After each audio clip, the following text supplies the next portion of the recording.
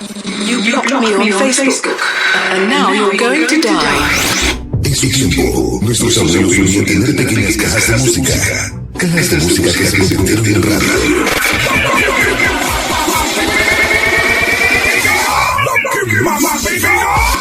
You blocked me on Facebook. Hola, ¿cómo están? Este es su programa Algo en qué pensar. Yo soy Roberto Palacio. Como siempre, recordándoles, si les gusta el programa, ayúdenme y denle un me gusta y compártanlo en todas sus redes sociales para que así este esfuerzo pueda llegar a más personas. Y si no les gusta el programa, entonces también, por favor, díganmelo a mí, déjenme saber junto con sus mensajes todo lo que crean que se pueda hacer para que este sea un esfuerzo mejor para toda la comunidad. Pueden mandarme sus mensajes también vía WhatsApp. El número para el WhatsApp es 52 614 125 93 80. Por ahí espero todas sus historias y así vamos a poder estar en un contacto más directo ustedes y yo, si así lo prefieren. El tema al que me voy a referir en esta ocasión es la prosopagnosia. La prosopagnosia es una condición que le impide al individuo reconocer su propio rostro en el espejo. Este es un desorden neurológico que le impide a la persona para percibir o reconocer rostros. La persona con prosopagnosia no tiene ningún problema para reconocer su casa, su ropa, su taza, pero no puede reconocer a su más viejo amigo en un grupo de personas. Esto se debe a que las funciones de su cerebro que se encargan de las funciones del reconocimiento están mal. El problema es con su percepción, cuando menos en lo que tiene que ver con reconocer rostros. La prosopagnosia es un buen ejemplo para explicar cómo es que la sensación y la percepción se conectan. La sensación es la forma en que nuestros sentidos, como la vista, el oído y el olfato, reciben y reconocen los estímulos exteriores.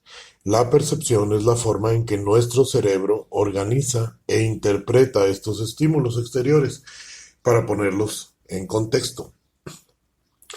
Todos estamos constantemente siendo bombardeados por estímulos, aunque solo nos damos cuenta de los estímulos que nuestros propios sentidos pueden detectar. Podemos ver, oír, oler un aroma y tocar algo para reconocer su temperatura o su textura, pero no podemos encontrar nuestro destino usando un radar como los murciélagos, o no podemos escuchar a las hormigas bajo la tierra como un búho, o no percibimos los colores ultravioleta o térmicos como las serpientes.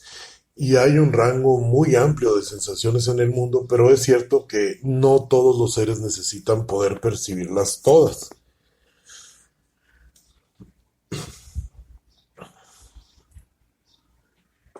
Por eso es más fácil si definimos los límites de la percepción.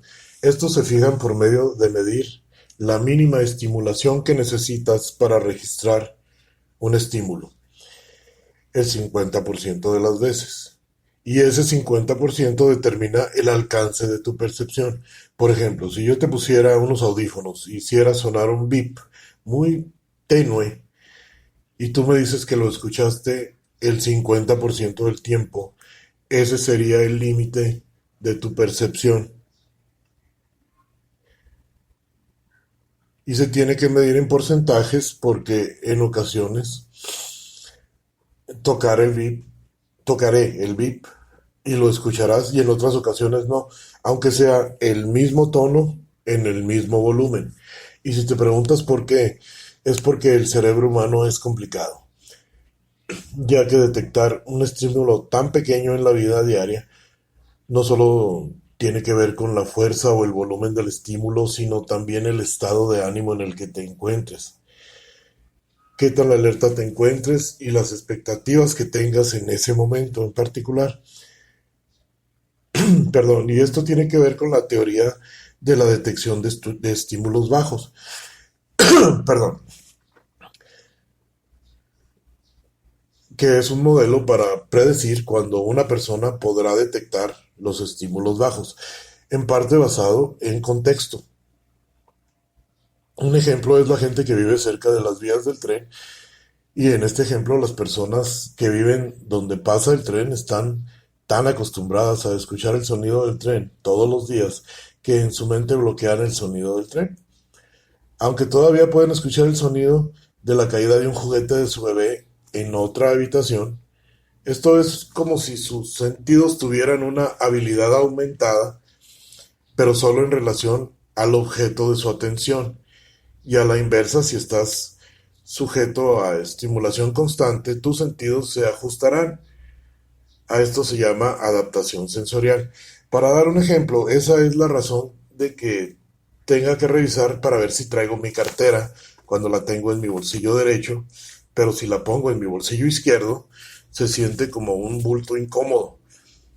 Ahora, hablemos de nuestra habilidad o falta de habilidad para detectar la diferencia entre dos estímulos. Si sales por la noche a ver el cielo estrellado, y todos sabemos que ninguna estrella tiene el mismo brillo que otra, y sí, puedo diferenciar este brillo entre un par de estrellas, pero las demás estrellas simplemente me parecen todas iguales, y no podré encontrar la diferencia de la intensidad en sus brillos. El punto en el que puedo distinguir la diferencia es mi límite de diferenciación. Por ejemplo, si una pequeña estrella tiene un poco más brillo que otra pequeña estrella, entonces sí notaré la diferencia. Pero si una estrella más grande tiene exactamente el mismo radio de diferencia en brillo que la otra pequeña estrella, entonces sí, no podré notar la diferencia. Esto está contemplado en la ley de Weber y esta ley dice que no percibimos las diferencias linealmente. En otras palabras, no es la cantidad de cambio, sino el porcentaje de cambio lo que importa. Ahora hagamos una revisión más profunda de uno de nuestros sentidos más importantes, la vista.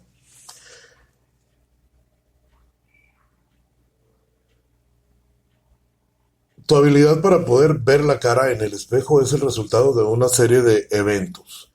La luz rebota en tu cara, luego rebota en el espejo y de ahí a tus ojos que toman toda esa energía y luego la transforman en mensajes neuronales que tu cerebro procesa y organiza en lo que tú estás viendo, que como dijimos al principio es tu propia cara.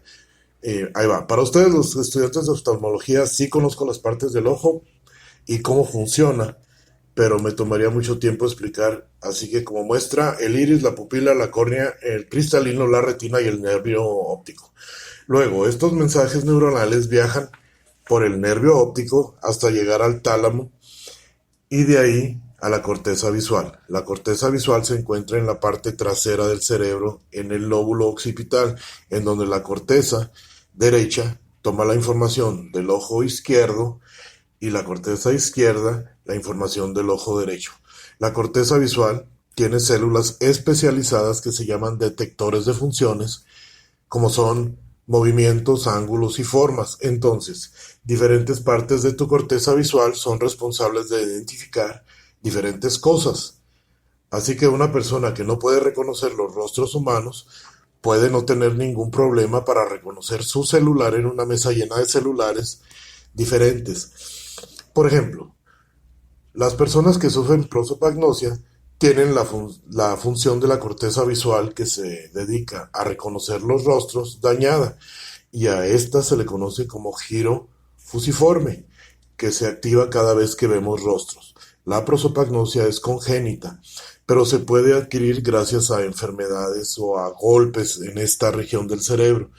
Y algunas células del cerebro pueden responder solo a un tipo de estímulo, como puede ser la postura, o el movimiento, o la expresión facial, mientras que otros grupos de células toman toda esa información y la organizan en un análisis instantáneo de la situación para poder decidir en qué tipo de situación estoy o estamos, si hay algo que me agreda para salir huyendo, o si estoy en una situación amable en donde me puedo relajar. A esto se le llama procesamiento paralelo. Es aquí en donde el cerebro trabaja en hacer sentido de la forma, color, profundidad y movimiento, y es entonces cuando entra en acción la percepción para ayudarnos a tomar una decisión más adecuada.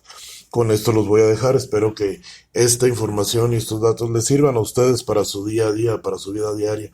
Recuerden que ya pueden escuchar on demand por medio de Spotify las repeticiones de este programa. Gracias por aprender conmigo. Gracias por dejarme a mí aprender con ustedes. Por cierto, gracias a todas las personas que se siguen suscribiendo aún en mis redes sociales y por su atención. Gracias.